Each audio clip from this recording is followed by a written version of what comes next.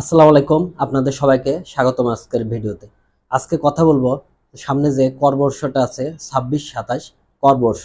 এই ২৬-২৭ করবর্ষে কাদের আসলে ট্যাক্স দেওয়া লাগবে না বা কাদের ট্যাক্স দেওয়া লাগবে এবং কত টাকা মধ্যে আয় থাকলে কার ট্যাক্স দেওয়া লাগবে এবং কার ট্যাক্স দেওয়া লাগবে না, এই সম্পর্কিত একটা প্রাথমিক আলোচনা আজকে আমরা করার চেষ্টা করব।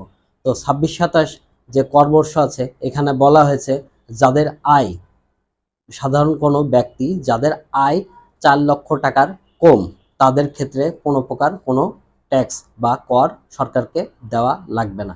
কেউ যদি নারী হয় এবং কোনো পুরুষ বা নারী যে কেউ হতে পারে, তার যদি ৬৫ বছরের বেশি বয়স হয় সেক্ষেত্রেও তার ৪,৫০,০০০ টাকার কম আয় থাকলে তার আর কোনো ট্যাক্স বা কর সরকারকে দেওয়া লাগবে না।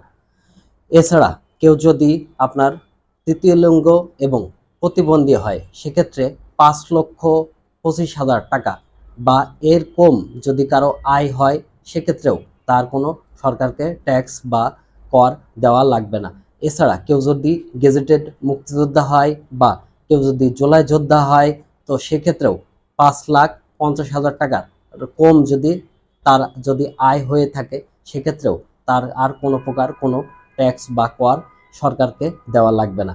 এক্ষেত্রে আপনাদের মাথায় রাখতে হবে যে যার ট্যাক্স দেওয়া লাগবে বা যার ট্যাক্স দেওয়া লাগবে না, যাই হোক না কেন, তার যদি টিআইএন অর্থাৎ সরকারের যদি তাকে করদাতা হিসেবে নিবন্ধন যে সার্টিফিকেট বা করদাতা হিসেবে যে সার্টিফিকেটটা পায়, টিন সার্টিফিকেট, সেটা যদি কারো থাকে সেক্ষেত্রে তার অবশ্যই রিটার্ন দাখিল করা বাধ্যতামূলক হবে। সে ট্যাক্স দিক আর না দিক, কিন্তু তার রিটার্ন দাখিল করা বাধ্যতামূলক হয়ে যাবে। এই ছিল আজকের আলোচনা। আপনারা সবাই ভালো থাকবেন, সুস্থ থাকবেন, সুন্দর থাকবেন।